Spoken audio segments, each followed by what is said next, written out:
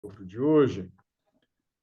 Olá a todos, meus amigos, vocês que nos acompanham aqui, presentes no Zoom, aqui da classe bíblica, Escavando a Verdade. Já estamos juntos há algum tempo, estamos louvando ao Senhor desde aí das 16 horas, né? Já estamos juntos aqui na classe bíblica desde o dia 4 de dezembro do ano passado, já fizemos aí uma sequência de estudos sobre o pátio, e esse, o estudo das origens, é um dos últimos estudos, a parte introdutória, onde nós vamos começar agora estudando sobre o na continuação do estudo sobre o santuário. Vamos entrar logo mais nos estudos sobre o plano da salvação.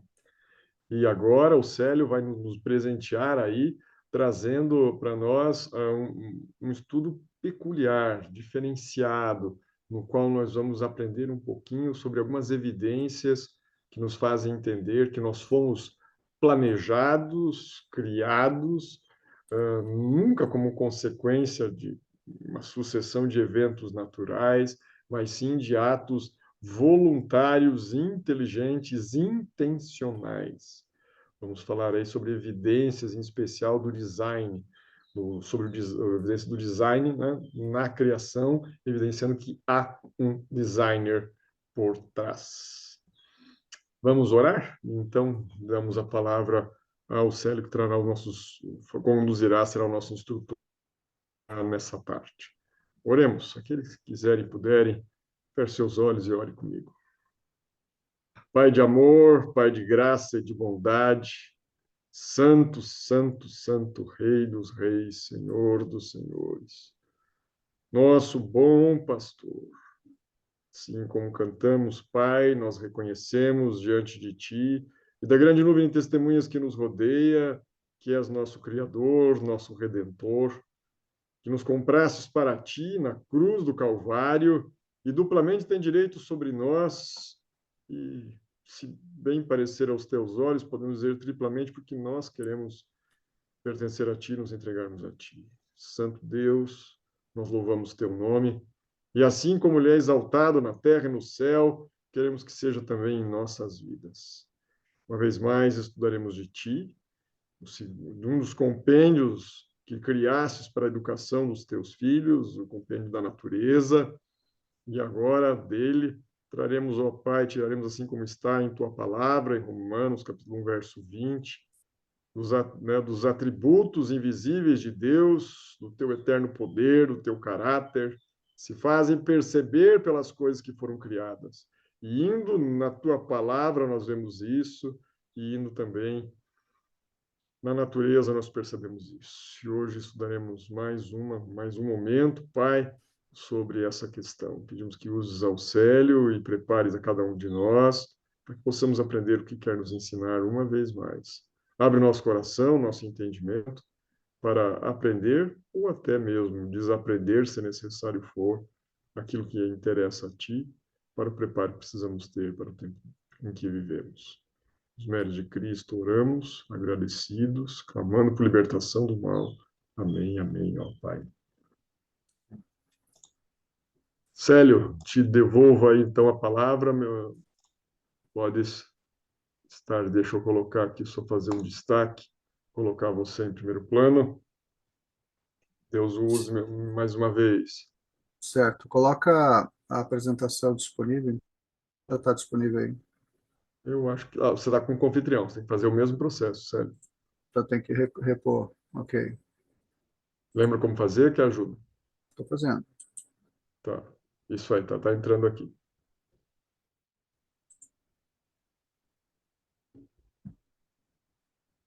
Tá vendo a apresentação aí, ok? Estamos vendo, tudo ok. Passou? Sim, passou o slide. Qual a definição do slide inteligente? Beleza.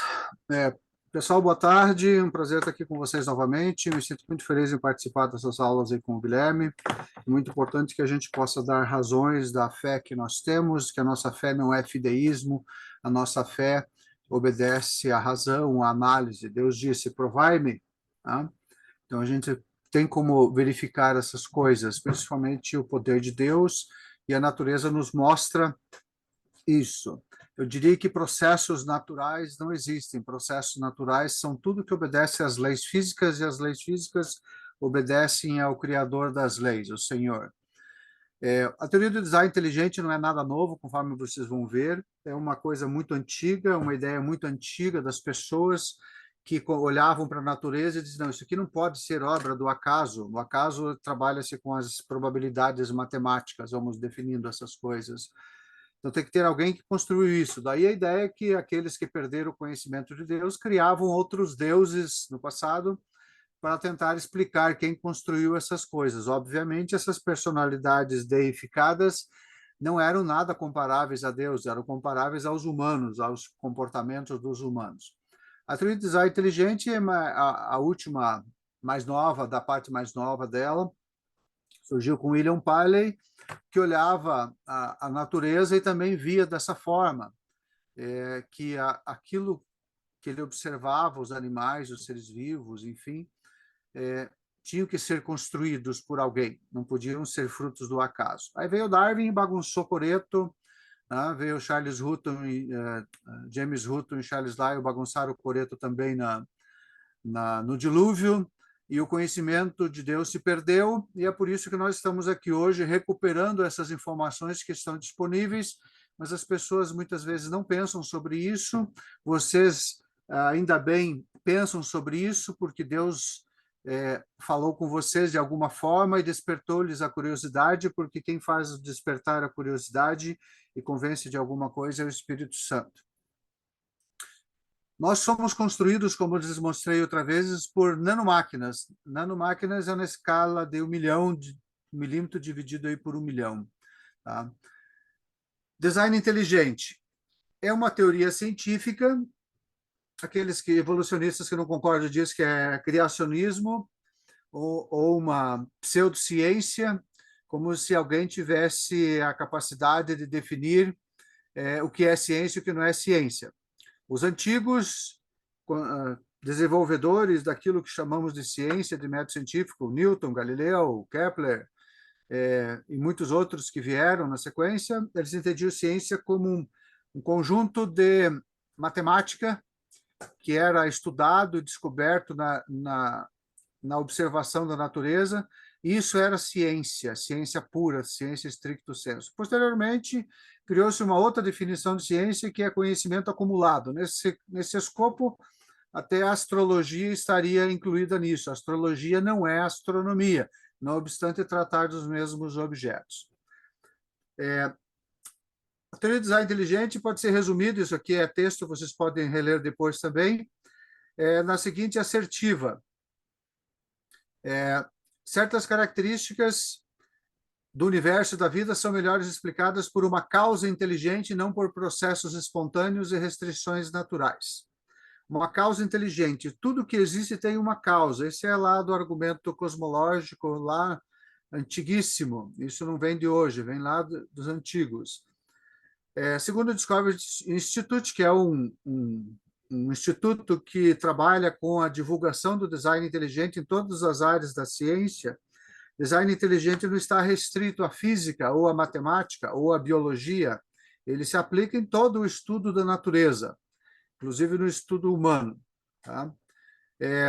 Essas características dos seres vivos, por exemplo, do universo, são melhor explicadas por uma causa inteligente, não por processo não direcionado, como a seleção natural que Darwin aventou, isto é, pela escolha consciente de um agente racional, ao invés de um processo não controlado, como colocou Stephen Meyer em Signature in Cell. Processo não controlado, na realidade, não existe. Tá? Processo não controlado segue as leis físicas. Tá? A gente pode ver que existe um criador no universo porque nós temos leis físicas. As leis físicas não fazem parte da estrutura do universo, elas não emergem das coisas criadas, elas controlam as coisas criadas a mando do Criador. Tá? Então, não existe processos não controlados ao acaso, não pensem que existe isso. Processos não controlados é nossa livre escolha, isso realmente nós é que decidimos, Deus nos deu essa habilidade como Ele tem. A TDI também não se preocupa em saber quem é o designer. Isso é uma implicação filosófica e uma implicação teológica que nós fazemos aqui.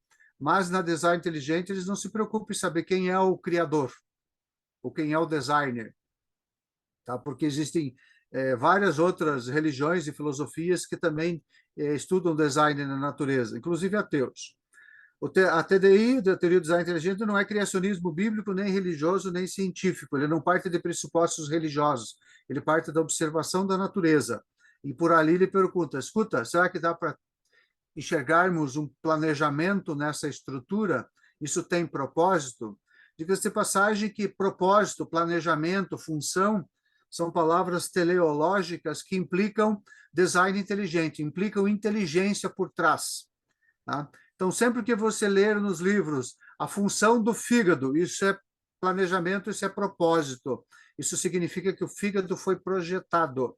Tá? Isso é teleologia, isso é a linguagem do design inteligente, não é linguagem evolucionista. A TDI não parte de pressupostos religiosos, mas tem implicações filosóficas e religiosas. Isso é muito óbvio. Quando você estuda a origem do universo, o universo tem uma causa. Essa causa é filosófica. Tudo que existe tem que ter uma causa. O universo existe, então ele teve uma causa primeira. Quando você observa que ele obedece leis, então quem construiu isso é alguém que sabe fazer leis físicas, que as leis físicas controlam as coisas dentro. E tem implicação religiosa, obviamente, porque o Criador está além dessas coisas e ele se revela através das coisas criadas. A ciência da TDI é a ciência de detecção ou não de design inteligente na natureza. Tá? Você pode ver assim, o cristal de floco de neve é um processo aleatório. Realmente, ele se forma de bilhões de maneiras diferentes. Praticamente não existe um floco de neve igual ao outro. Mas ele segue leis físicas de crescimento dos cristais, tem regras muito específicas, chama-se fractais, ele segue as regras matemáticas dos fractais. Então, ele também segue regras. Nada acontece ao acaso na natureza. O acaso mesmo segue probabilidades matemáticas. Dito isto, vamos ver como é que o design inteligente trabalha. Ele trabalha com um raciocínio abdutivo, que é uma das 3 formas de inferência para estabelecer hipóteses científicas. As outras 2 são indução e dedução. A abdução é um raciocínio que produz criatividade e inovação, por ser a única lógica que introduz uma nova ideia. Você observa várias coisas, como é que isso aqui foi criado, como é que esse cenário foi montado, como que isso aconteceu. Você tem ideias novas ali. O raciocínio abdutivo é ampliativo, ele busca validez, assim como a indução, e busca a melhor explicação possível, como a dedução busca a verdade. Tá? O raciocínio abdutivo busca a melhor explicação possível, a melhor inferência, a gente fala. Qual é a melhor explicação para isso? É essa. Pode ter outra? Eventualmente pode, mas essa aqui é a melhor que a gente consegue inferir ou imaginar para aquele tipo de situação. Para que o método de múltiplas hipóteses concorrentes funcione, as hipóteses devem poder competir sem restrições artificiais. Tá? Então, nós temos 2 hipóteses na origem do universo, da natureza e da vida. Uma naturalista, que se autossurgiu, e outra criacionista, ou design inteligente, que as coisas foram construídas por uma inteligência. Só tem essas 2 hipóteses, não existe coluna do meio aí, nesse caso. Tá? E você pode eliminar uma delas se você descobrir que não existe planejamento, propósito ou função na natureza. Se não existir design na natureza, logo o universo autossurgiu. Se você encontrar isso, a outra hipótese é automaticamente eliminada. É a melhor inferência que nós fazemos. A história do design inteligente, eu procurei recuperar aqui de outros dos livros que a gente estuda sobre design inteligente. Existem muitos, ao final tem alguma bibliografia. Por exemplo, Anaxágoras, entre 500 e 428 a.C., o período que ele viveu, ele já postulou a inteligência por trás das coisas criadas. Aí, mais recentemente, Ferdinand Kenny e Scott Schiller, em 1897, usa pela primeira vez a definição de design inteligente. Thomas Kuhn, em 1962, também faz isso.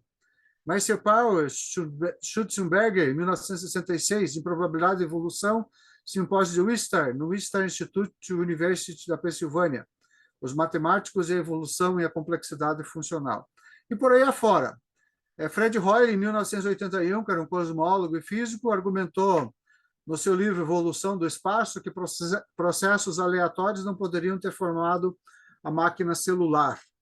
tá? Ele foi o primeiro que lançou a hipótese da panspermia. A vida veio de fora da Terra, pois os processos que tem na Terra não permitem matematicamente a vida surgir por aqui. E aí vai uma série de autores do design inteligente: Michael Denton, Philip Johnson, tá? David Berinsky, Michael Behe, William Dembski, Jonathan Wells, Guilherme Gonzalez, Enésio de Almeida aqui no Brasil.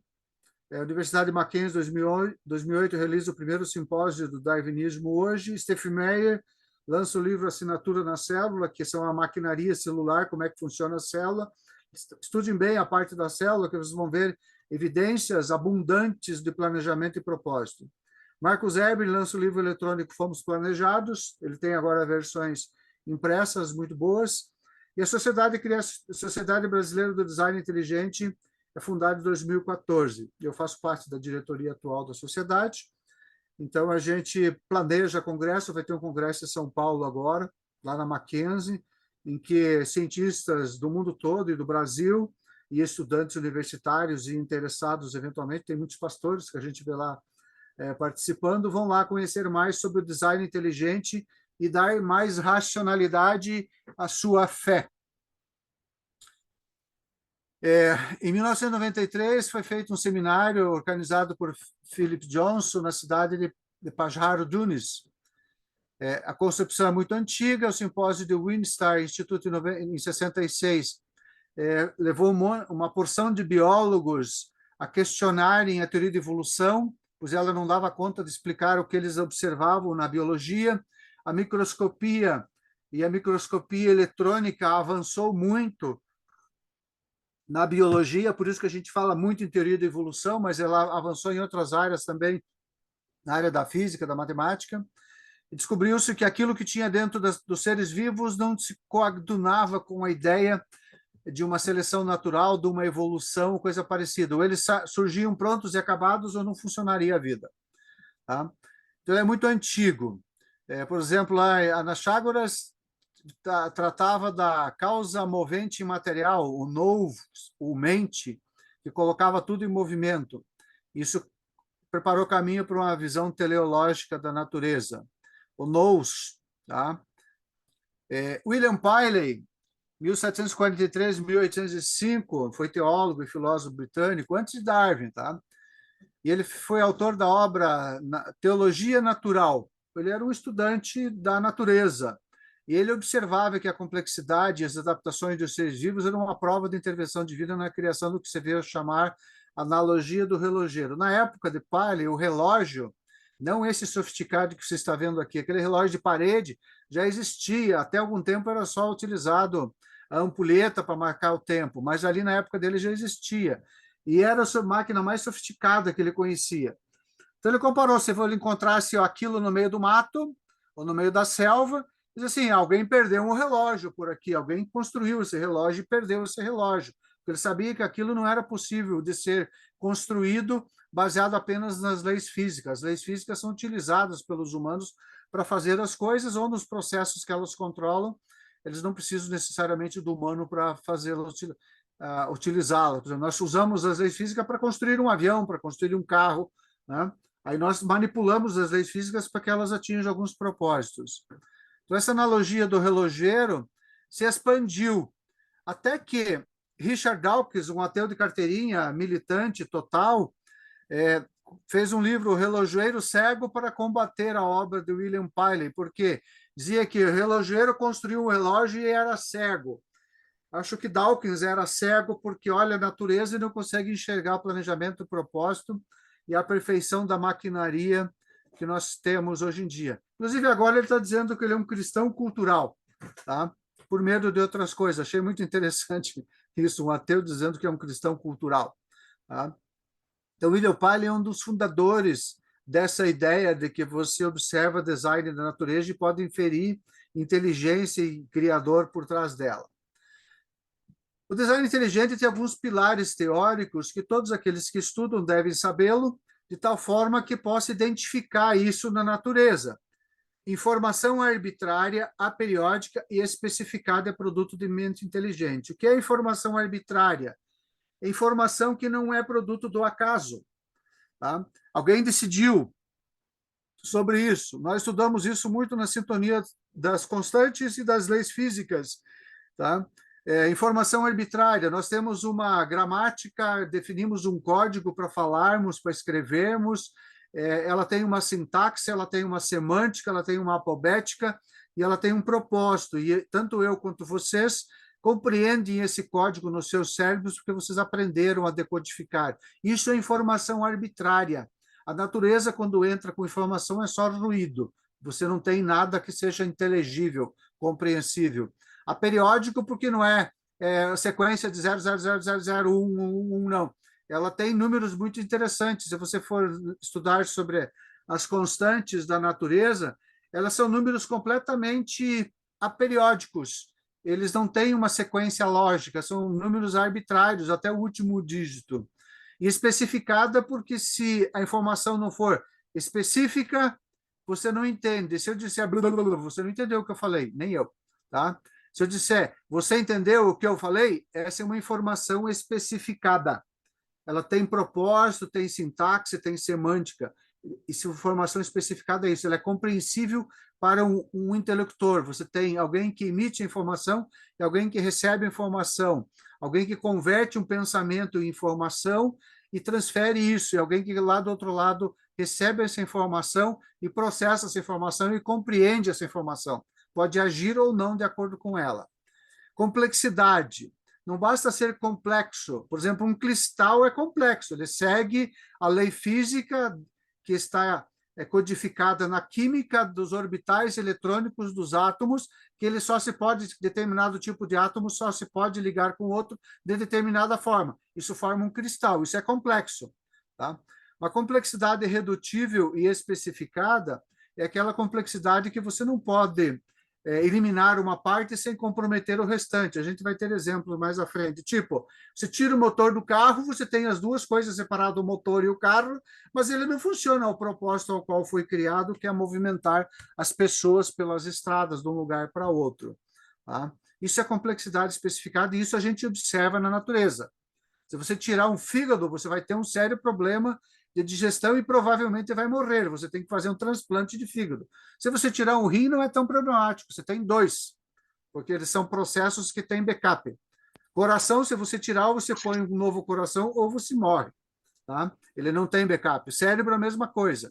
Não obstante áreas do cérebro possuírem atividades que podem ser copiadas de uma área para outra, de tal forma que a gente pode, num acidente grave, recuperar algumas funções motoras ou cerebrais, porque outras áreas acabam aprendendo.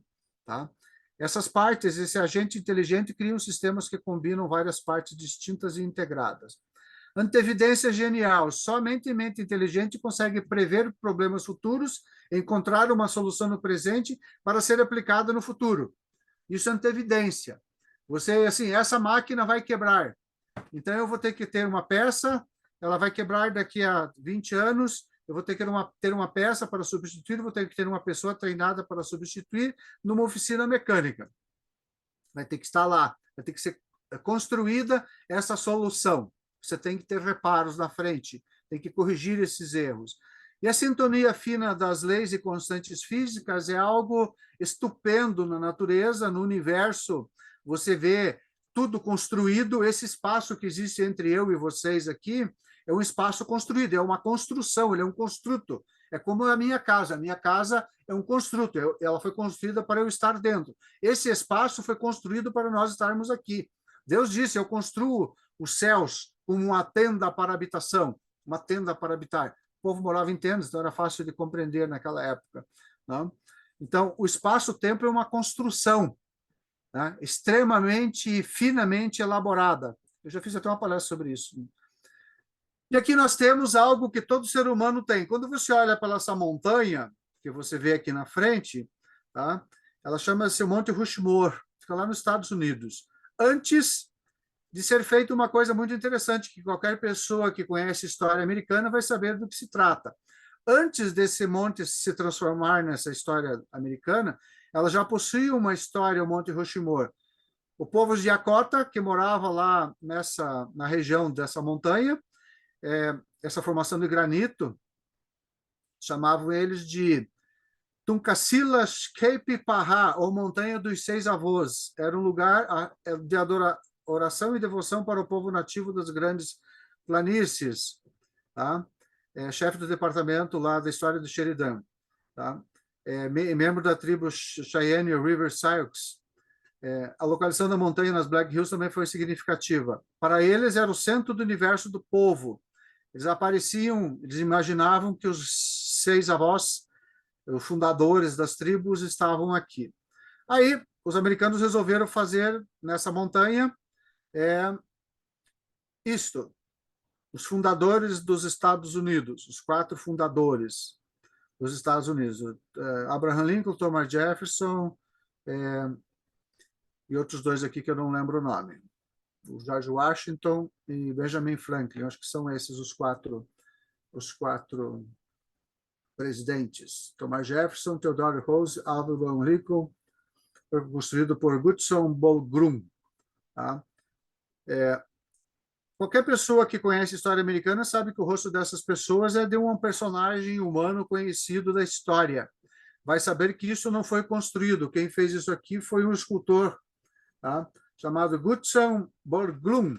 Tá? Ele esculpiu isso aqui na montanha. Ou seja, alterou aquela face que os índios Lakota e Sioux reconheciam como os 6 avós. Isso é design inteligente. Você olha para a natureza e sabe que isso não é produto da erosão pura e simples do vento e da chuva e do gelo. Você sabe que isso foi construído. Isso é design inteligente. Nós temos essa inferência, essa habilidade de detectar design na natureza de maneira bem fácil, intuitiva. Douglas X até escreveu um livro sobre isso. Tá? E William Dembski, que é um matemático, vai estar no congresso agora lá em São Paulo. Ele criou um filtro explanatório de William Dembski para você detectar design na natureza. Tá? É altamente provável? Sim, então é uma lei. Tem probabilidade intermediária? Sim, então é ao acaso, é probabilidades. É baixa especificação e baixa probabilidade? Sim, então é design. Então não é ao acaso. Isso aqui é um gráfico simples para a gente, é o filtro explanatório que você pode detectar design na natureza. Então, obedece leis físicas, obedece leis das probabilidades ou obedece ao acaso. Essa probabilidade é muito baixa e se aquilo que você está estudando é especificado, é muito específico. Aqui temos a matemática, que muitos não gostam de estudar, mas a natureza foi construída com a matemática. Deus utilizou a matemática, criou a matemática e construiu tudo que existe através da matemática. No final das contas, você vai ver energia em forma de equações matemáticas. Tá? Os criadores do método científico desenvolveram e descobriram a matemática, como Newton, Galileu, outros, tá? Para estudar a natureza, porque ela só é compreensível com métodos refinados de estudo. Aqui nós temos um exemplo de complexidade redutível. 2 coisas que destroem a teoria da evolução e os evolucionistas ficam doidos para tentar achar uma maneira de fugir disto. Temos aqui uma ratoeira, que todo mundo conhece, coitado do rato, que se ele pegar o queijo desse gancho. E aqui temos um prendedor de roupa, que Suassuna gostava de utilizar para destruir a teoria da evolução e os evolucionistas. Você pega o grampo, ele tem uma mola, 2 pedacinhos de madeira, e você sabe que ele tem um propósito. Qual? Prender roupa no varal ou uma folha de papel num barbante ou coisa parecida. E a ratoeira pegar o ratinho. Ela já é mais complexa. Ela tem o gancho, tem o suporte do gancho, tem a mola e suportes da mola, tem aqui a estrutura toda da mola, tem o gancho que desarma o outro gancho, para você tem a base da ratoeira. Se você tirar alguma dessas partes, ela não vai funcionar. Isso é complexidade reduzível. Seres vivos são construídos dessas coisas. Se você tirar uma parte, ele não vai funcionar. Tudo bem, eu perdi um braço. O outro continua funcionando, mas eu estou com a função prejudicada. Isso é perda de função, isso não é evolução. Eu não evoluí para um estado melhor de 4 braços, eu fiquei com um braço só. Tá? Isso é perda de função. Então, muitos evolucionistas utilizam a perda de função por mutações, por danos dos organismos, como prova da evolução. Não, perda de função não é prova da evolução. nós temos máquinas moleculares. E aqui, se vocês forem procurar, tá? Casey Luskin relacionou uma série delas aqui, já estudadas com microscopia eletrônica avançadíssimas, de várias técnicas, e ele relatou lá em 2006 ainda 256 novas máquinas moleculares apenas na levedura. A levedura é o fermento, tá? O fermento tinha mais 250 novas máquinas, tá? E aqui eu cito algumas para vocês terem uma ideia, tá? Máquinas moleculares. O flagelo bacteriano é considerado o mascote do design inteligente porque ele é terrível, tá? Para você explicar isso de maneira natural. Você não pode explicar de maneira natural. Enfim, tem várias coisas que estão aqui relacionadas que vocês podem estudar. É só parar a tela aí na internet e procurar essas informações. Aqui nós temos duas coisas. Aqui nós temos o vírus fago T2. Ele é uma agulha hipodérmica, tá? Ele tem o DNA dentro dessa caixinha aqui em cima, e quando ele chega numa célula com essas patas aqui que parece uma aranha, ele trava na célula. Essa parte central aqui abaixa e gruda na célula com esses ganchos aqui embaixo, tá? E aqui em cima ele faz isso aqui girar como uma rosca. Fazendo esse giro, ele injeta o DNA dele dentro da célula que vai hospedar o DNA e vai fazer a replicação do vírus. Isso aqui é uma máquina molecular. É impressionante essa máquina. Tem vídeos na internet que vocês podem ver isso. E aqui nós temos a usina atômica. Todos os seres vivos possuem esta usina atômica, chama-se ATP sintase. É o que gera energia no nosso corpo, que nos mantém quentinhos e faz tudo funcionar. Ele coloca energia onde precisa. É um reator que trabalha com prótons, tá? Ele pega um átomo, separa o átomo e pega os prótons e faz isso aqui funcionar, tá? Existem máquinas para isso, muito interessante, existem vídeos que eles reconstruíram isso. É um projeto de engenharia fantástico. As nossas mitocôndrias têm essas máquinas, tem milhares dessas máquinas cada mitocôndria. Nós temos milhares de mitocôndrias dentro das células, temos trilhões de mitocôndrias no corpo nosso, que fazem geração de energia para todos os processos celulares. Aqui nós temos o vírus fago. A gente vai mostrar como ele funciona. Ele está numa superfície de uma célula aqui, tá ok?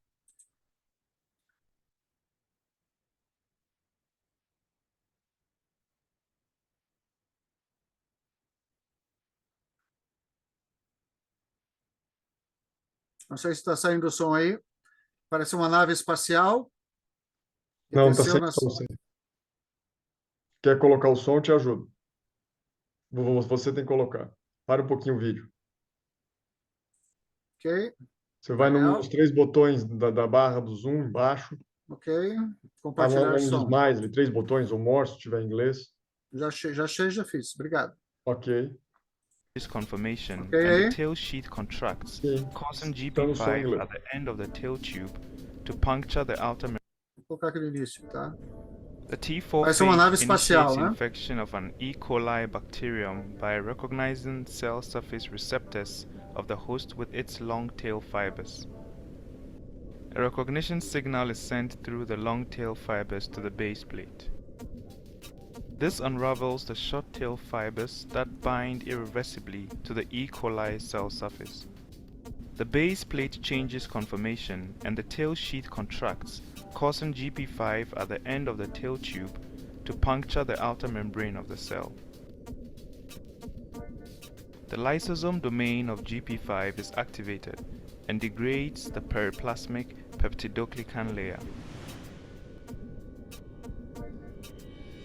The remaining part of the membrane is degraded, and DNA from the head of the phage can travel through the tail tube and enter the E. coli.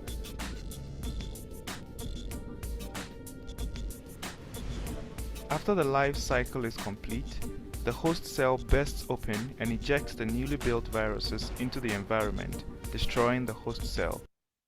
A Escherichia coli, ela tem dá um problema na gente, diarreia, se eu não me engano, o médico daí pode responder melhor. Então, ele é um controlador da quantidade de bactérias Escherichia coli que eventualmente a gente tem no nosso intestino. Acho que é isso, né, Guilherme? O habitat natural da Escherichia coli é o intestino. Ela é a principal responsável por infecções urinárias, especialmente quando uma população excessiva.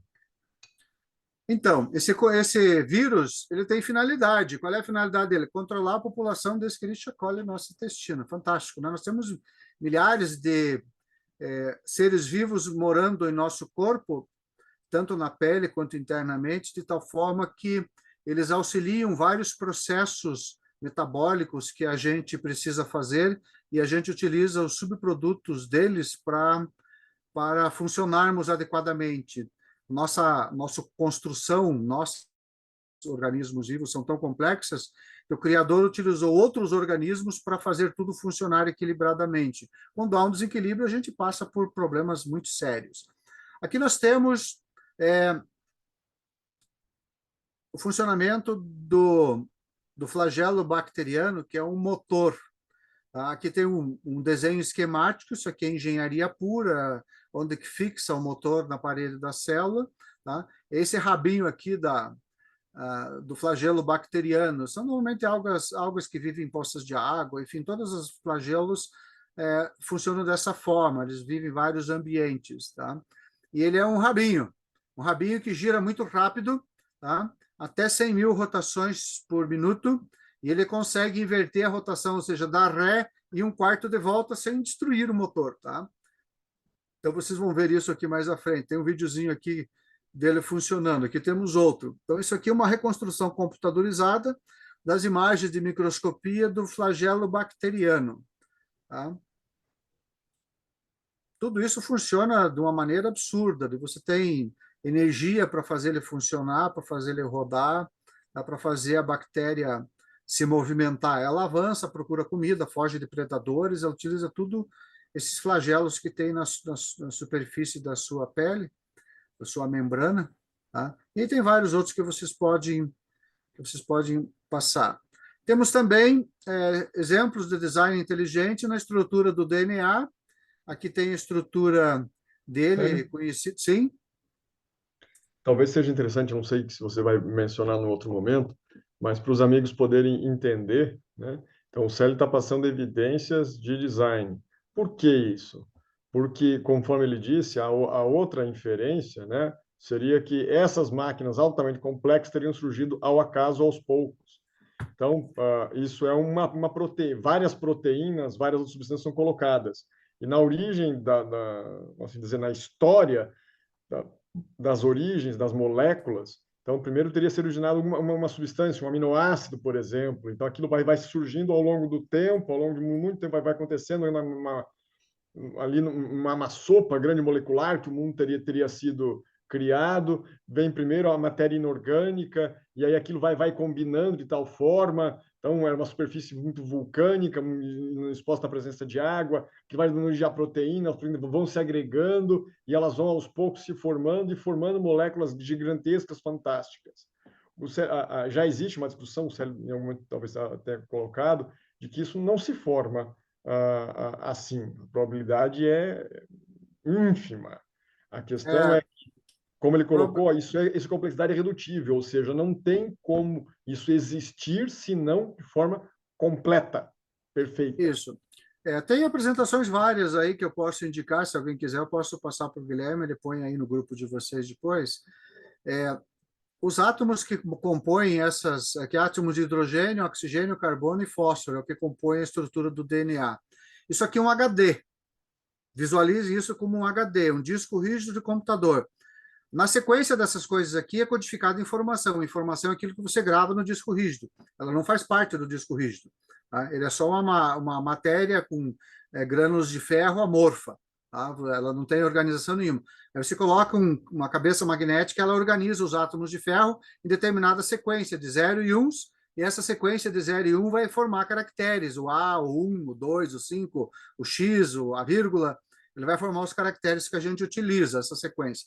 O DNA é a mesma coisa, só que ele utiliza quatro letras, vamos dizer assim, timina, guanina, citosina, adenina, e no caso do RNA, o uracilo. Tá?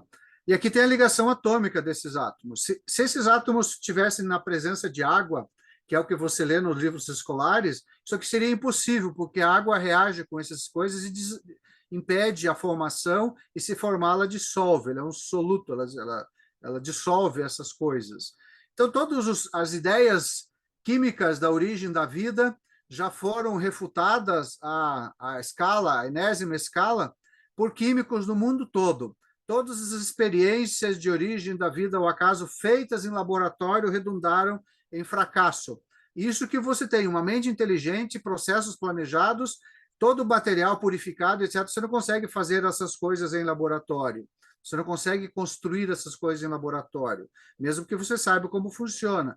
Porque a tecnologia para isso é uma coisa excepcional. Você trabalha, no caso das ligações atômicas, você trabalha com elétrons dos orbitais externos dos átomos para fazer as conexões em determinadas posições, e elas só fazem conexões com determinados átomos, de tal forma que você pode fazer um código. Você faz uma sequência de 0 e 1, aqui a tinina, da adenina, tá? Você consegue fazer essas coisas, e elas só se combinam entre si. Elas não fazem combinação de letras erradas, não há embaralhamento das letras. Tá? Então, isso é fruto de design. Tá? Por isso que Fred Hoyle, já lá na época, foi o descobridor dos processos de fusão nuclear no Sol. Tá? Ele fez os cálculos, observou essas coisas aqui, isso diz assim, a vida não pode se originar ao acaso, foi taxativo, só se vier de outro mundo. Né? Alguém criar fora da Terra. Na Terra isso não é possível. E a partir os evolucionistas tentam a todo momento, a vida foi criada, estamos mais próximos da criação da vida, a vida veio no meteoro. Tem umas palestras do meu amigo Kelson sobre os meteoros nas teorias sobre a origem da vida. É muito interessante, muito engraçado, mas quimicamente adequado. Quem quiser, eu posso passar esses vídeos para vocês verem. Não é possível a vida se originar ao acaso. Qualquer coisa sobre isso que diz ao contrário é uma fake news, uma mentira deslavada. A pessoa não tem a mínima ideia do que é química. Como diz o Marcus Eberlin, os evolucionistas esperam que você não saiba química. Tá? Aqui nós temos o processo de replicação do DNA. Ele tem duas máquinas moleculares, que parece essa massa amorfa, mas isso aqui é uma máquina. Nós é que não conseguimos resolução de microscopia para desmontar ela e mostrar o projeto por trás dela. Tem a helicase, que é uma enzima que abre a fita do DNA. Ela abre em duas. Tem a primase, que sintetiza uma porção do RNA, tá? De tal forma que isso possa ser copiado na sequência. Tá? Ele faz um processo de replicação extremamente sofisticado, cheio de passos intermediários. Tá? E se um falhar, dá erro total e a célula vai morrer com certeza. Tá? Lembre-se que eu lhes disse que nós duplicamos de 50 a 70 bilhões de células por dia em nosso corpo, e dependendo do tamanho da pessoa. Tá? Aí tem a enzima ligase, que vem reunir de novo as partes separadas do DNA na cópia feita. Tá? O DNA polimerase replica a nova cadeia, adicionando os nucleotídeos. Ela vem e vai pegando as letras e vai montando a cadeia novamente, numa velocidade absurda. Tá? E a exonuclease são enzimas que atuam na clivagem do nucleotídeo, a partir do final da cadeia polinucleotídeo, eliminando um por vez, através de uma reação de hidrólise com água, a quebra da ligação fosfodiéster pela extremidade 3 ou 5. Aí ele separa. Tá? Ou seja, tem uma série de máquinas que trabalham interligadamente, em sequência, para poder duplicar o DNA. Isso é só duplicação do DNA. Tá? Depois tem que construir a estrutura de células, enfim, fazer todas as outras máquinas que estão nas estruturas celulares. Aqui tem a proteína 1.5, é o motor de proteína 1.5 microdalton. Ele funciona com energias, tá? É aquela maquininha que caminha no microtúbulo, que vocês vão ver agora na sequência. São as proteínas motoras. Enzimas fascinantes que alimentam grande parte do movimento realizado por organismos vivos. Tá? Tem a cinesina, a adeína e a miosina. Tá? Então, tem várias delas. Para você mover um músculo, tem algumas que trabalham fazendo isso. Tá? Tem outras que levam coisas para o cérebro, levam comida para o interior da célula. Tá? Aqui temos várias questões, que como pode o motor da adeína ter motilidade, tudo isso é em nível atômico. O átomo troca elétrons, ele consegue ir mudando as perninhas, faz rotação para poder mudar as perninhas, caminhar em nível atômico. Tem essas máquinas rodando dentro de você. Tá? Aqui temos o desenho delas, daquele vídeo que eu lhes mostrei da outra vez. tá? Eles caminham, essa estrutura do citoesqueleto vai sendo montada de acordo com a necessidade. Esse aqui ele está usando para separar, fazer a divisão celular especificamente, né? Tá? Aqui temos o vídeo. The kinetochore is central to the movement of the chromosomes and is able. These are molecular motors involved with a directed transport along the mitotic spindle. The orange proteins walking to the left are kinesins, molecular motors carrying proteins on their back. Como isso aqui é circular, eles podem correr do lado, por baixo, por cima. Molecular legs are dynein, carrying the stop signal broadcasting. Cada um deles leva um tipo diferente de informação. Ou seja, isso que eu estou falando para vocês aqui é informação. Isso que está fazendo ali são essas maquininhas levando informação para o lugar certo. Cada um deles aqui para ser cronometrado, tá? Ó, separou. Separou uma célula nova. Tá. Então, essas aqui são maquininhas que a gente fala, elas estão andando por dentro de nós, estão levando informações para lugares específicos, para ações específicas, todas com as suas finalidades específicas, funcionam, a hora que elas funcionam, depois elas são desmontadas, reutilizado o material, há todo um processo de reciclagem dentro do interior da célula. Quando não tem mais jeito de reciclar aquilo, ela é eliminada para a corrente sanguínea, ele vai para os rins, ou vai para os pulmões, ou vai para o sistema excretor de resíduos sólidos nossos e dos todos os animais. Tudo isso é muito bem construído, tá? Mostrei isso para vocês, que não é possível alegar que essas coisas se originaram ao acaso, porque você não está falando de uma maquininha, está falando de trilhões de maquininhas com funções muito específicas que fazem a vida funcionar. É máquina, é nanomáquina, a gente chama, tá? Aqui está elas carregando a quinesina. Ela não tem som, esse vídeo. Ela vai trocando os passos com os elétrons na ponta dos pezinhos, ligando e desligando cada um deles e fazendo torções de tal forma que ele consiga mudar de passos. Tá? Aqui temos uma outra mais. The motor protein kinesin is a dimer with two identical motor heads. Each head consists of a catalytic core and a neck linker. In the cell, kinesins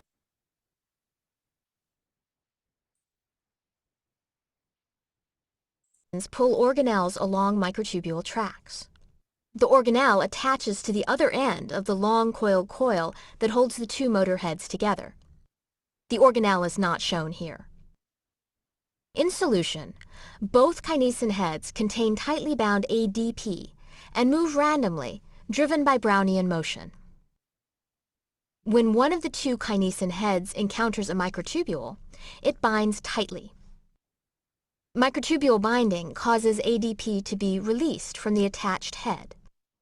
ATP then rapidly enters the empty nucleotide binding site. This nucleotide exchange triggers the neck linker to zipper onto the catalytic core. This action throws the second head forward and brings it near the next binding site on the microtubule. The attached trailing head hydrolyzes the ATP and releases phosphate. As the neck linker unzippers from the trailing head, the leading head exchanges its nucleotide and zippers its neck linker onto the catalytic core, and the cycle repeats. In this way, kinesin dimers move processively, step by step, along the microtubule. Esse é o estudo atômico de como é que ele caminha, as energias envolvidas, e cada peça vem e se encaixa, liga, desliga, aciona, gera energia, átomos fazem rotação e a perninha se movimenta. Ele é um monte de átomos que está funcionando interligadamente. Aqui temos uma outra, como é que você faz a replicação do DNA. São várias nanomáquinas funcionando ao mesmo tempo. Tá? A helicase gira tão rápido quanto uma turbina de avião. Todos esses processos que eu mostrei para vocês são desacelerados para que a gente possa visualizar. Na realidade, eles são extremamente rápidos, tá? São extremamente rápidos dentro da célula. A leitura desse DNA aqui, por exemplo, é mais rápido que a leitura do cabeçote de leitura de gravação aqui do meu HD, do meu PC, do meu computador. Tá?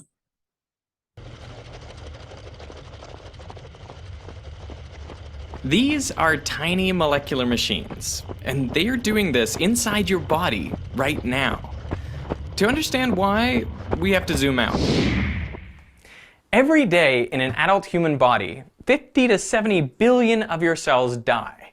Either they're stressed or damaged or just old. But this is normal. In fact, it's called programmed cell death. But to make up for all these lost cells, right now, billions of your cells are dividing, essentially creating new cells. And that process of cell division, also called mitosis, well, it requires an army of tiny molecular machines. So let's take a closer look. DNA is a good place to start, the double helix molecule we always talk about. This is a scientifically accurate depiction of DNA created by Drew Barry at the Walter and Eliza Hall Institute of Medical Research. If you unwind the two strands...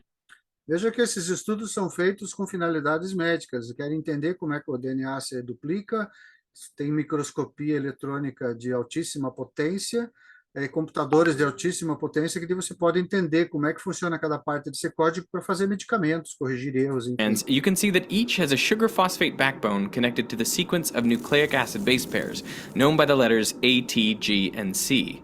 Now the strands run in opposite directions, which is important when you go to copy DNA. Copying DNA is one of the first steps in cell division.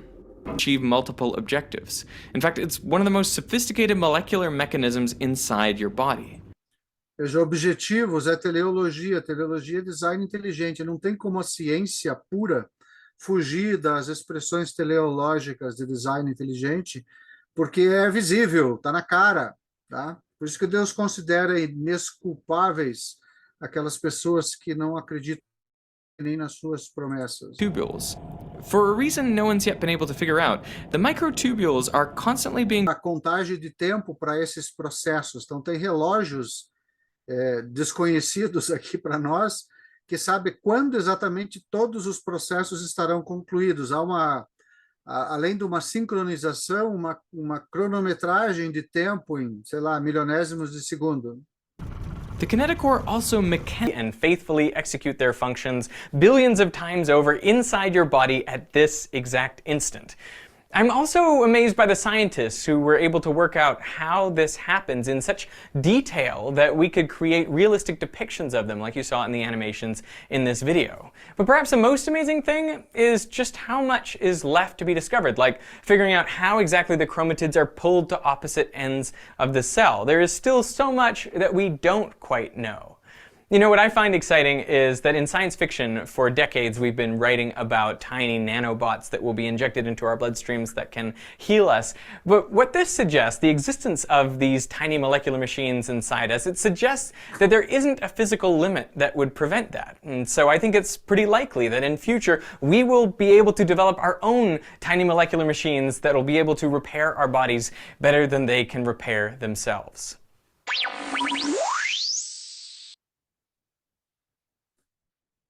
Aqui tem o transporte de elétrons dentro da mitocôndria, acho interessante de se ver também. Tá? Harvard University. All eukaryotic cells, from yeast to those that make up the human body, contain membrane-bound organelles with specialized functions. Mitochondria are double-membraned organelles that harness most of the energy that cells need to grow and reproduce. Nearly all of this energy comes from reactions that take place at the inner mitochondrial membrane.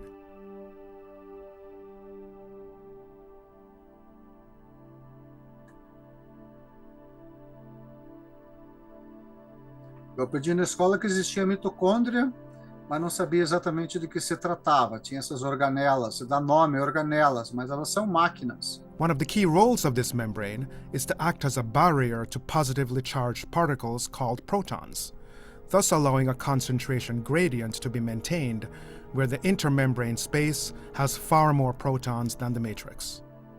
Veja que são prótons soltos, eles não estão conectados a átomos.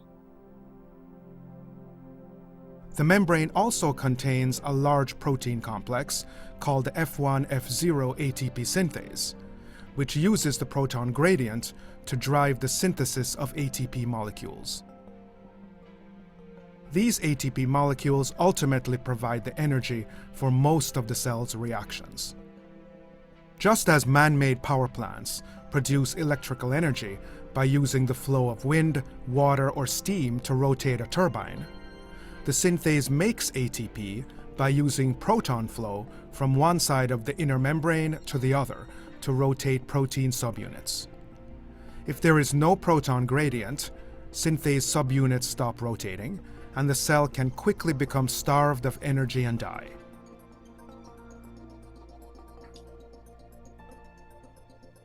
Essa é chamado ATP, pessoal, que Therefore, vocês estudaram, the tinha uma protein fórmula. complexes and small molecules that establish this gradient and maintain it play an essential role in the life of the cell.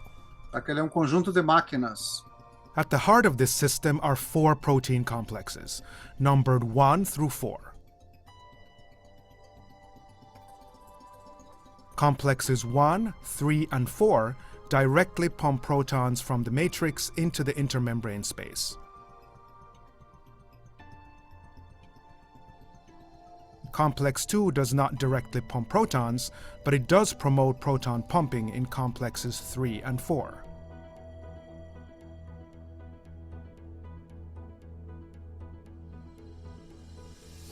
Proton pumping requires energy, and the 4 protein complexes get this energy by transferring electrons through a series of coupled reactions.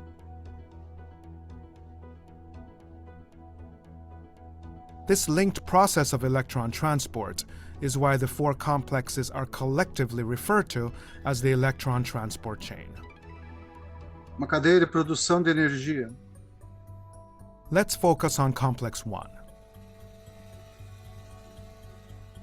A byproduct of sugar metabolism called NADH deposits 2 high-energy electrons in complex 1, where they are passed along a chain of redox centers.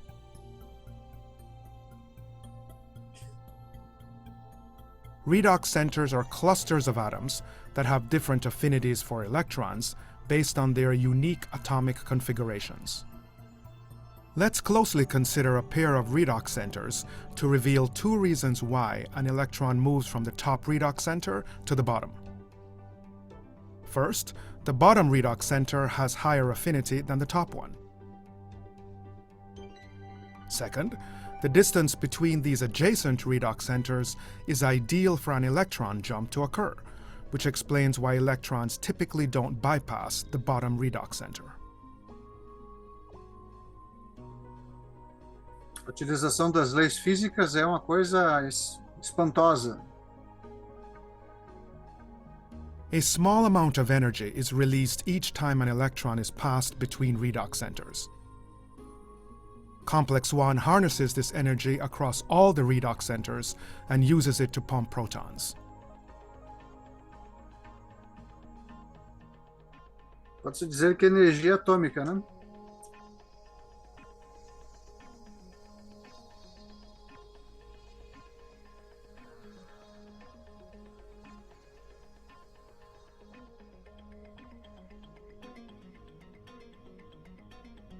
The last redox center in complex 1 donates 2 electrons to a coenzyme Q molecule. Transporte de 2 elétrons, isso é algo inédito. Complex 2 is similar to complex 1 in 2 important ways. First, high-energy electrons also enter complex 2 via a byproduct of sugar metabolism, although here the molecule is FADH2. Second, complex 2 also transfers electrons between several redox centers before donating them to coenzyme Q. One major difference, however, is that complex 2 does not use the energy liberated to pump protons. Coenzyme Q molecules from complexes 1 and 2 donate their electrons to complex 3.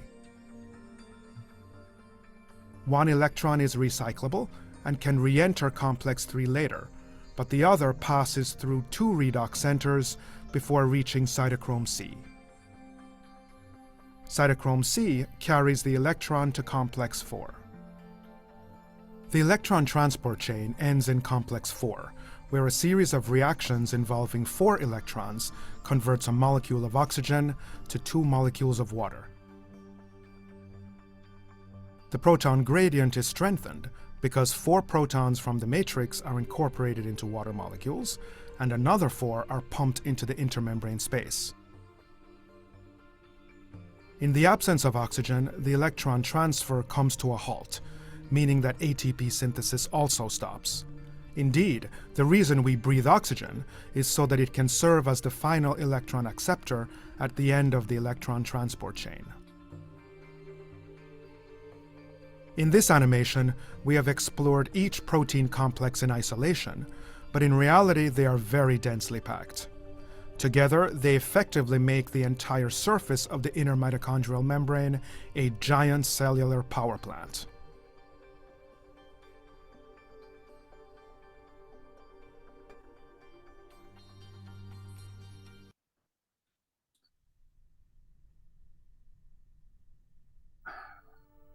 All eukaryotic cells, from yeast. Então, isso é importante para vocês verem que os processos que constroem um ser vivo, falando de nós, células, mitocôndrias, todos eles têm, todos nós temos, ele trabalha em nível atômico, átomos, prótons, elétrons, ele constrói moléculas, cada uma com a sua finalidade específica. Falou, a gente respira o oxigênio para poder ceder uma energia para fazer uma molécula. Tá? É tudo construído dessa forma, nós somos construídos dessa forma, não há problema em relação a isso. Tá? Temos outras evidências de design, isso ali eu estou entrando no nível molecular. Tem os mecanismos de camuflagem do polvo, do camaleão, a lista da zebra, dos tigres, cores de pelo dos leões, que ele se confunde com a grama, ele pode se deslocar pela grama, tudo isso foi proposital. A grama e a cor do leão, tá? Simbiose entre plantas e insetos, inclusive polinização. O que veio primeiro?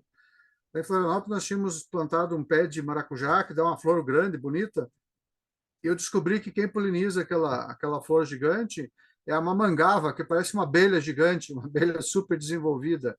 Ela tem exatamente a construção e a forma como a flor foi construída, ela tem que se curvar para dentro para poder sugar o néctar. Ao mesmo tempo que ela faz isso, ela faz o cruzamento do pólen da onde ela veio para onde ela está agora. Tem engenharia nas asas das borboletas, a iridescência nas penas de aves e insetos e comportamentos inteligentes de animais que a gente vê aí nos vídeos do TikTok, do Instagram, os videozinhos que as pessoas filmam o comportamento do animal se comunicando com as pessoas. Aqui temos uma série de vídeos aí que eu relacionei para vocês. Vocês podem dar uma parada e verificarem depois com maior profundidade as nanomáquinas moleculares, onde que elas estão, como é que elas funcionam com mais detalhes. Temos também que todo o nosso DNA é uma gigantesca enciclopédia com manual de instruções, como cada um funciona. Se vocês lembram, lá atrás, tem uma parte do DNA que é lida da direita para a esquerda e outra da esquerda para a direita, que é mais complicado, porque ela tem informações nas duas sequências, né, para reconstruir o DNA dos dois lados. Aqui tem um trabalho que o Adalto Lourenço fez, já falecido semana passada, de um infarto.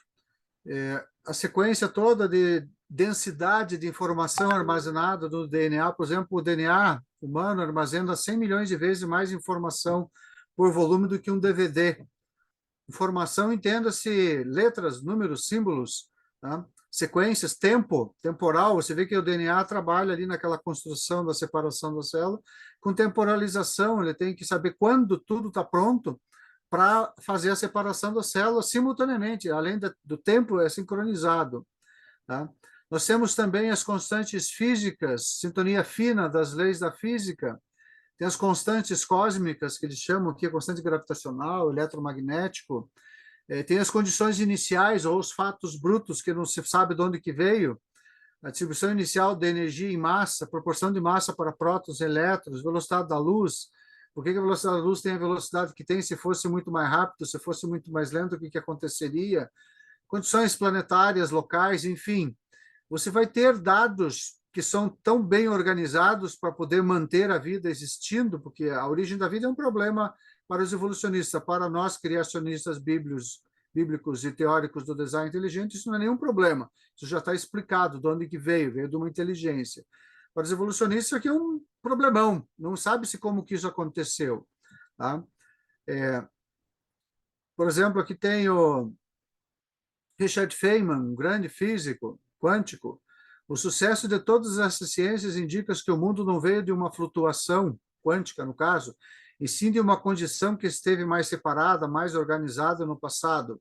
Acho que devemos acrescentar às leis da física a hipótese de que no passado o universo era muito mais ordenado, no sentido técnico, do que é hoje, no caso, a segunda lei da termodinâmica. Essa hipótese é necessária para conferir sentido e tornar compreensível a irreversibilidade do quê? Do tempo. O tempo só vai para frente, não vai para trás. Ou seja, lá no início do universo ele era perfeito. Todos os processos estavam zerados, a entropia era zero e a partir dali ela começou a aumentar. O combustível do universo, da existência, começou a ser gasto. Né? E aí tem várias coisas que eu fiz aqui de uma palestra que eu fiz lá num congresso no Rio de Janeiro, né? O Big Bang. A regulação da densidade de matéria e energia extraordinariamente próxima à densidade crítica, cálculos demonstram que o milionésimo de 1% faria um universo muito diferente do que temos. Essa regulação praticamente perfeita da densidade de matéria e energia não agrada aos cosmólogos.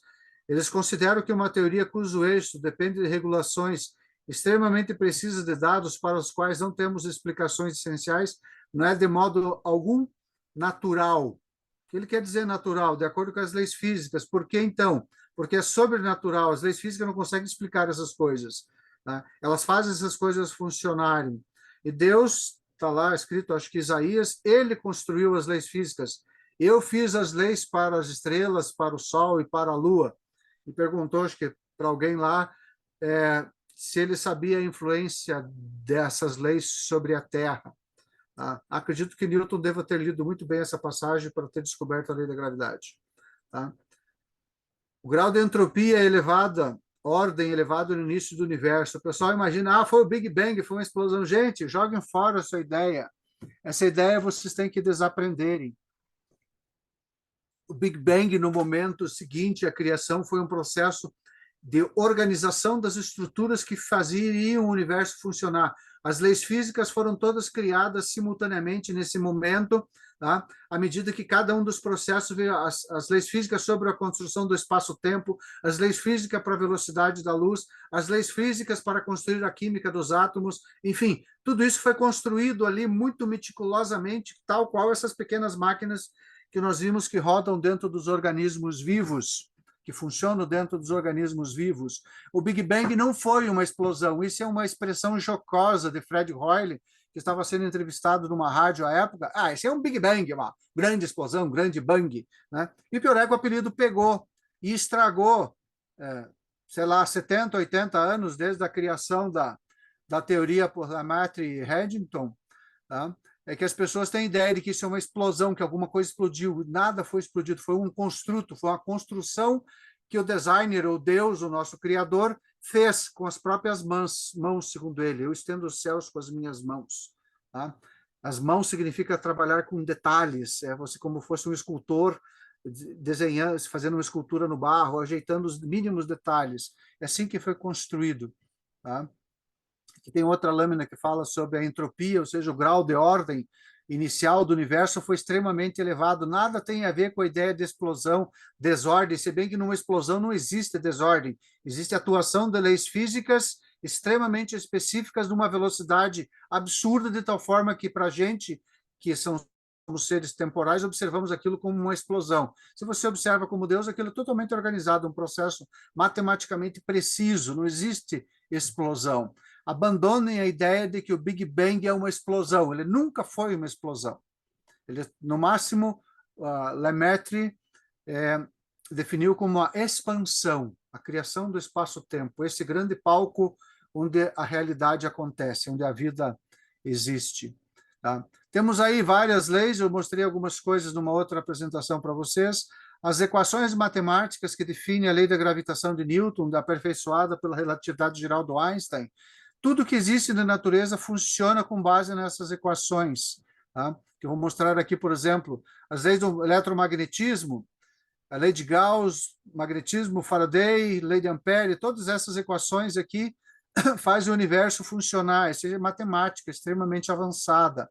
Aqui temos os produtos da tabela periódica, os átomos construídos, tudo absolutamente com regras específicas de ligação, de funcionamento de cada um deles, do quem pode se ligar aonde para fazer funcionar determinados produtos que nos constroem a nossa realidade. Aqui são as partículas menores que os átomos, que é como faz funcionar as suas composições. O átomo não é a menor coisa. Existem os quarks, que são as menor coisas, os leptons, tá? Tem as forças que trabalham nisso aqui. Forças é um termo simplificado para dizer uma interação complexa entre estes elementos, que na realidade fazem comunicação entre si através de equações matemáticas. Eles se entendem através das leis físicas. As leis físicas são expressas de tal forma que são energia fluindo de um lado para outro, como está fluindo aqui a minha voz através do ar, formando esse padrão de ondas que vocês recebem lá do outro lado, num padrão de ondas invertido, que dá a sensação de fala e audição. E aqui temos literatura científica que vocês podem utilizar para compreenderem um pouco mais sobre design inteligente. Temos aqui a assinatura em células, vai ter uma tradução agora em português, lá no Congresso em São Paulo, nós teremos uma tradução desse livro. Assinatura na célula, de quem? Quem assinou a célula? O designer Stephen Meyer, um filósofo da ciência. A evolução de Darwin, que mostra os limites da teoria de evolução, ou seja, ela não pode criar criaturas diferentes do que existem, ela pode ter variabilidade nas criaturas, mas não pode criar criaturas diferentes. Tá? Temos aqui um trabalho do Everton, que simplifica bastante, bem palatável a leitura para leigos. A Caixa Preta de Darwin, que foi o tiro no galinheiro que Michael Behe deu na teoria de evolução. Antevidência em inglês e português do Marcus Eberlin, o Fomos Planejados, que mostra profundamente o funcionamento da química nos organismos vivos. A Ciência Zumbi, de Jonathan Wells, que a ciência reproduz uma informação, ninguém critica essa informação, isso continua sendo ensinado, de tal forma que as pessoas não conseguem aprender mais nada de novo, é só uma replicação de um conhecimento que, na realidade, virou um zumbi, não serve mais para nada. Tá? E Darwin no banco dos réus, Philip Johnson, tá? Analisou o trabalho de Darwin como fazendo um julgamento se as provas que ele apresentou eram eficientes ou não. Muito interessante. Aqui tem alguns sites que vocês podem também acessar para melhor compreensão da teoria do design inteligente. Num nível seguinte, você teria o criacionismo, porque o design inteligente não trabalha com isso, não trabalha quem é o criador. Aí são consequências filosóficas e teológicas que a gente no criacionismo também utiliza. E aqui tem toda a ciência que vocês podem ver por trás do design inteligente. Eu tenho uma biblioteca imensa ali, só dessas coisas, desses livros, o conhecimento acumulado que pode nos dar claras informações de que existe um designer que construiu essas coisas. Se vocês ainda tiverem dúvidas, depois que eu lhes apresentei aqui, eu recomendo se aprofundar nesses livros. Tá, ok? Muito obrigado, Guilherme. Estamos encerrando, então. Vou parar o compartilhamento da tela. Ok? Se você puder retornar, podemos encerrar, então. Ou temos perguntas, se eventualmente tiver alguma aí, tá? Ok, sem problema. Alguma das pessoas presentes tem algum questionamento a fazer para o Célio? Podem aproveitar, meus amigos, aí a oportunidade e podemos estar conversando juntos, sem problema. Se alguém tem algum questionamento, pode abrir o microfone. Aliás, não conseguem, né? Só um pouquinho aí. Pronto. Agora, se vocês quiserem, vocês podem tentar abrir o microfone, tá bom?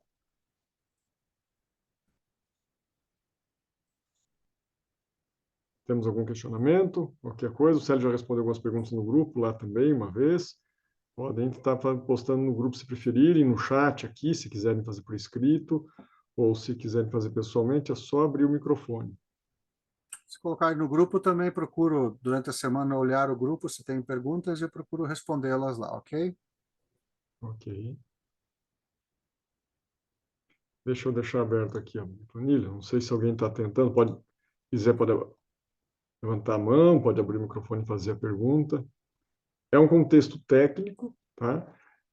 Quem não está habituado com o contexto técnico, às vezes, pode ficar um pouco na dúvida, né? Mas tudo aquilo que é diferente, a gente vai se familiarizando e vai ficando menos estranho, vai ficando menos difícil, tá? O Célio estuda isso há muito tempo. O importante desse trabalho aí que eu apresentei para vocês é vocês conhecerem que nós temos máquinas funcionando dentro de nós. Falo de nós, humanos, mas existem nas plantas, nos animais, em tudo. Tá? Máquinas funcionando através de códigos de Isso. programação de computador, só muito mais sofisticados, segundo Bill Gates. Tá? Então, Certo? temos Então, algumas implicações disso, então essas moléculas elas são irredutíveis a um ponto ao qual não tem mais como reduzir.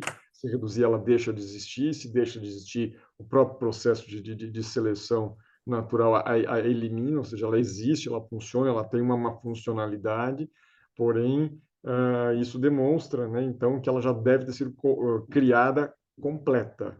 Então, não há uma evolução gradual, lenta, ao longo do tempo. Já não é foi possível. criado em sua complexidade desse jeito, como o Célio apresentou para nós, de uma forma que ela não é casual, ou seja, existe a necessidade dela ser assim, ela é continente, é desse jeito, e é uma complexidade irredutível, porque, embora existam algumas partes células agregadas, mas chega uma hora que você limita e não tem mais como reduzir, tem que ser feito daquela forma. E é uma evidência de design, assim como o Célio demonstrou hoje para nós, e tendo as suas repercussões.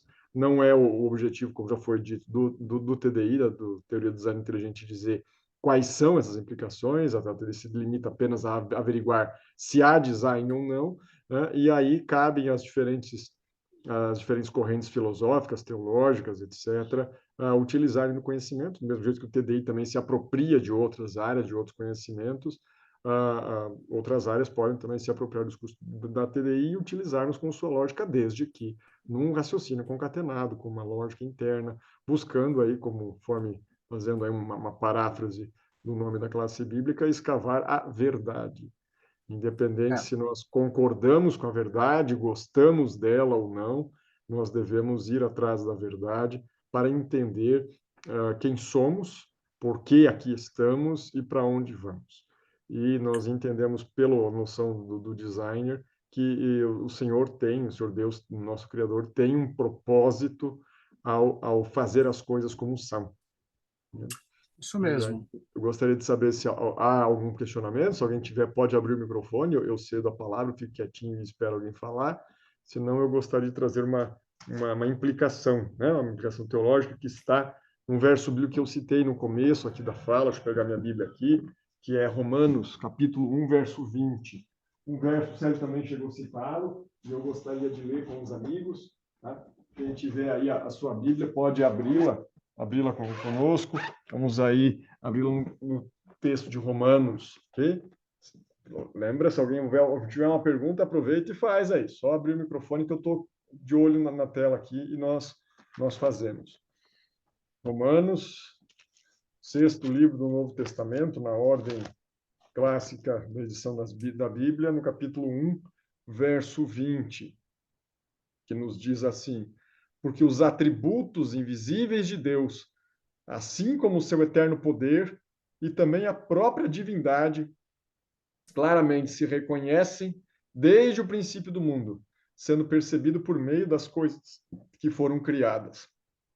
De tal forma que aqueles que aí não entendem isso, não buscam entender isso, não querem entender isso, porque Deus deixou evidências para ser reconhecido, para crer, e Deus permitiu também evidência para aqueles que não querem crer. Por que é assim? Porque o pecado entrou no mundo pela dúvida e ele sai pela fé.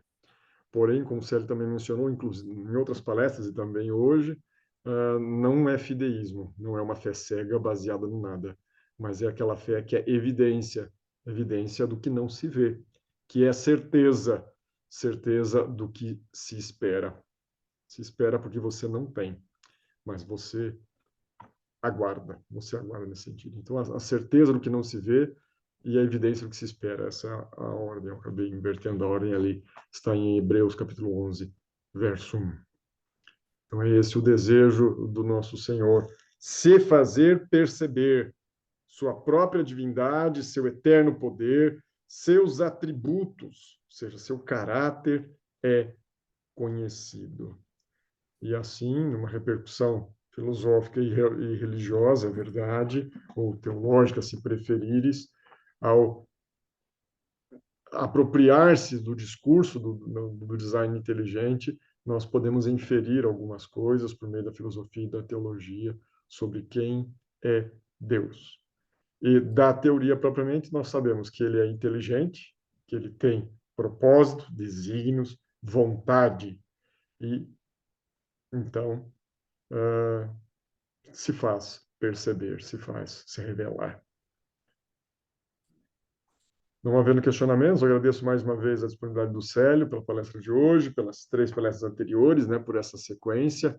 Tá? Agradeço aí a todos que se fizeram presentes, os que têm assistido às gravações lá mesmo no grupo, pois assim que possível nós disponibilizaremos também ali a gravação do estudo de hoje. E então encerraremos. Algum questionamento, meus amigos? Um bom sábado a todos, uma boa semana. Eu ainda tenho aí no escurecer um trabalho de pastor, vou recolher as ovelhas, literalmente. Deus os conduza, meu Célio. Muito obrigado a todos. Célio, encerra com mais uma oração para nós, pode ser? Sim. Senhor, agradecemos esta semana que se inicia, as bênçãos que recebemos na que passou, dá-nos paz e tranquilidade, compreensão da sua palavra e da sua vontade para todos nós, cura-nos das nossas doenças, das nossas faltas, em nome de Jesus pedimos e agradecemos. Amém. Em nome de Cristo, amém.